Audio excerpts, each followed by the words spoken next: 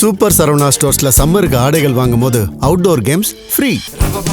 Super Saravana stores summer கோடையை கொண்டாடலாம். ஆச்சி மசாலா எந்த சமையலும் ருசி தேடும் ரகசியம் 20 ரூபாய். வீடுதோறும் அரசு சேவைகள் மருத்துவம் தொடர்ந்திட ஸ்டாலின் தொடரட்டும், தமிழ்நாடு வெல்லட்டும்.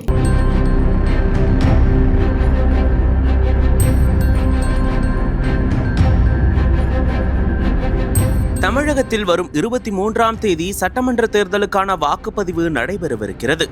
இதனையொட்டி அனைத்து அரசியல் கட்சிகளும் பல்வேறு வாக்குறுதிகளை அள்ளித்தளித்துள்ளன. அத்துடன் தங்களது வாக்குறுதிகளுக்கு ஏற்ப கவர்ச்சிகரமான விளம்பரங்கள் மூலம் அதனை மக்கள் மத்தியில் கொண்டு சேர்க்க பல்வேறு யுக்திகளை கையாண்டு வருகின்றனர். ஓட்டுக்கு பணம் வாங்குவதும் கொடுப்பதும் குற்றம் என தேர்தல் ஆணையம் எவ்வளவோ சொல்லியும் அரசியல் கட்சிகளும் நிறுத்தவில்லை, பொதுமக்களும் மாறவில்லை.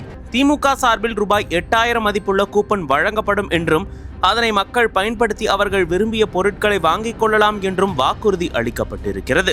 ஆனால் தேர்தல் நடக்கும் முன்பே தமிழகத்தின் பல தொகுதிகளிலும் திமுகவினர் மாதிரி டோக்கனை ஒவ்வொரு வீட்டிற்கும் கொண்டு சென்று கொடுத்து வாக்கு கேட்பதாகவும் திமுக சார்பில் வழங்கப்படுவதாக கூறப்படும் ரூபாய் 8000 மதிப்பிலான தேர்தல் கூப்பன்கள் விநியோகத்தில் பாகுபாடு காட்டப்படுவதாகவும் புகார் எழுந்தது. இந்த நிலையில் திமுக சார்பில் வாக்காளர்களுக்கு விநியோகிக்கப்பட்ட பரிசு பொருள் தொடர்பான பிரச்சனையில் ஒரு பெண் தனது வாழ்க்கையை முடித்துக் கொண்ட சம்பவம் பெரும் அதிர்ச்சியை ஏற்படுத்தியிருக்கிறது. திருச்சி மாவட்டம் மண்ணச்சநல்லூர் சட்டமன்ற தொகுதியில் திமுக சார்பில் கதிரவன் போட்டியிடுகிறார். இந்த தொகுதிக்குட்பட்ட பிச்சாண்டார் கோவில் ஊராட்சியில் உள்ள வாழக்கட்டை பகுதியில் திமுக வேட்பாளர் கதிரவன் ஆதரவாளர்கள் 14ஆம் தேதி பரிசு பொருட்கள் விநியோகம் செய்ததாக கூறப்படுகிறது. அப்போது அந்த பகுதியை சேர்ந்த சிந்துஜா என்ற பெண் தனக்கு அந்த பரிசு பொருட்கள் கிடைக்கவில்லை என்று கேட்டுள்ளார். அப்போது திமுகவினர் பரிசு பொருட்கள் தர மறுத்து சிந்துஜாவை தரக்குறைவாக பேசி தாக்கியதாக கூறப்படுகிறது. இதனால் மன உளைச்சலுக்கு ஆளான சிந்துஜா வீட்டிற்கு சென்று தனது உயிரை மாய்த்து கொண்டதாக கூறப்படுகிறது. இதனிடையே சிந்துஜாவை தரக்குறைவாக பேசிய திமுகவினரை கைது செய்ய வேண்டும் என்று திருச்சி லால்குடி சாலையில் பெண்ணின் உறவினர்கள் மறியல் போராட்டத்தில் ஈடுபட்டனர். இதனால் சுமார் 1 மணி நேரம் போக்குவரத்து பாதிக்கப்பட்டது. சுமார் 5 கிலோமீட்டர் தூரத்திற்கு வாகனங்கள் அணிவகுத்து நின்றன. லால்குடி சரக காவல் துணை கண்காணிப்பாளர் ராஜ்மோகன் தலைமையில் காவல்துறையினர் போராட்டக்காரர்களிடம் பேச்சுவார்த்தை நடத்தினர். பேச்சுவார்த்தையில் சம்பந்தப்பட்ட நபர்கள் மீது உரிய நடவடிக்கை எடுக்கப்படும் என உறுதி அளித்ததன் பேரில் போராட்டக்காரர்கள் சாலை மறியலை கைவிட்டு அங்கிருந்து கலைந்து சென்றனர். வாக்குப்பதிவு நடைபெற இன்னும் 1 வார காலமே இருக்கும் சூழலில் மண்ணச்சநல்லூரில் நடந்த இந்த துயர சம்பவம் பெரும் அதிர்ச்சியை ஏற்படுத்தி இருக்கிறது. பாதிக்கப்பட்ட குடும்பத்தினருக்கு நீதி கிடைக்க வேண்டும் என்றும் தேர்தல் ஆணையம் இந்த விவகாரத்தில் தலையிட வேண்டும் என்றும் கோரிக்கைகள் வலுத்து வருகிறது. கதிரவன் பாத்திரம் கொடுக்க சொல்லி பாத்திரம் கொடுக்க வந்தாங்க. பாத்திரம் ஒரு 7 மணியை போல கொடுத்தாங்க. கொடுக்கும்போது ராஜேந்திரன், ராஜா, ரவி, ராஜ்குமார் இவங்க 4 பேரும் கொடுத்தாங்க. தெருவுல வீட்டுங்களுக்கு அந்த வந்து பாத்திரம் கொடுத்துக்கிட்டு இருக்கும்போது ரேஷன் கார்டு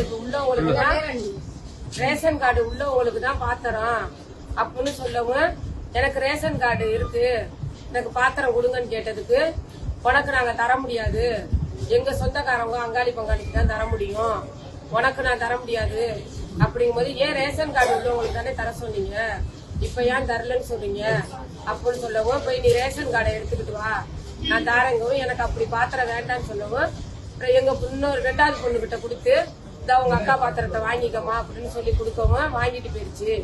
அதோட அந்த பிரச்சனை முடிஞ்சிருச்சு. மறுநாள் நாங்க பொண்ணுக்கு பிறந்த நாள்னு சொல்லி சமயபுரம் கோயிலுக்கு போயிட்டு வீட்டுக்கு வந்தோம். வீட்டுக்கு 4 பேர் வந்துட்டு வீட்டுல வந்து படுத்திருந்துட்டு அவங்க பொண்ணு 3 வயசு பொண்ணு இருக்குது. அந்த பொண்ணுக்கு இந்த பொண்ணை வெளியில விளையாண்டுகிட்டு இருக்கவும் அந்த பொண்ணை போய் கூட்டிட்டு வரேன்னு சொல்லிட்டு போனுச்சு. வீட்டு கதவை திறந்துகிட்டு போய் கூட்டிட்டு வர போகும்போது அவங்க எல்லாம் சேர்ந்து அங்க வெளியில நின்று பேசிக்கிட்டு இருந்திருக்காங்க. இதுக்கு தெரியல.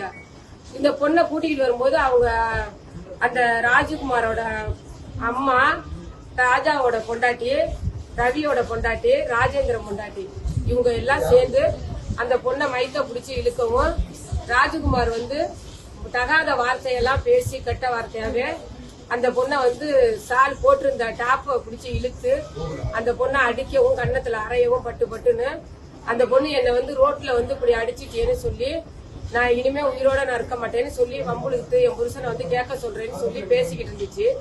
பேசிக்கிட்டு இருக்கும் போதே இவங்க எல்லாரும் சேர்ந்து வந்து சுரேஷ் தான் கொடுக்க சொன்னார் பாத்திரத்தை.